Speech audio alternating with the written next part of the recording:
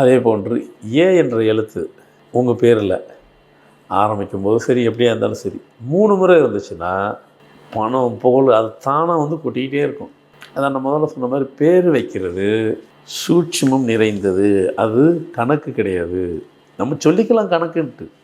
ரொம்ப கேர்ஃபுல்லாக வைக்கணும். ரொம்ப கேர்ஃபுல்லாக ஹேண்டில் பண்ணணும். அதனால தான் நிறைய பேர் கொடுத்துட்டு ஐயா லேட் ஆகுது ஐயாம்பாங்க. லேட்டெலாம் சொல்லாதீங்க. உங்கள் லைஃப்பை மாற்றுறோம். 2 நாள் லேட்டானா ஆகிட்டு போகுது. இவ்வளோ நாள் பொறுத்துட்டீங்க. இல்லை அப்படின்றவாங்க எல்லோரும். இதெல்லாம் உண்மை தானே அது. அது ஒரு கியூரியாசிட்டியில் கேட்பாங்க எல்லோரும். ஆர்வம் கொள்ளறதான மனுஷனுக்கு என்ன கிடைக்க போகுது, என்ன நடக்க போகுதுன்னு. சூப்பராக இருக்கும்.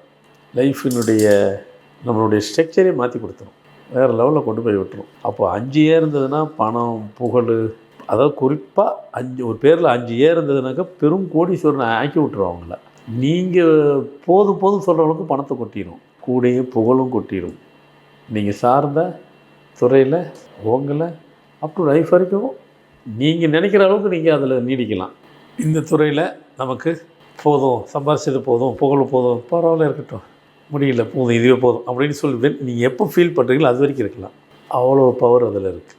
இவ்வளவும் சொல்கிறது எதுக்குன்னா, இதெல்லாம் ஹார்ஸ் பவர் அதிகப்படியாக உள்ள ஒளிந்திருக்கிறது.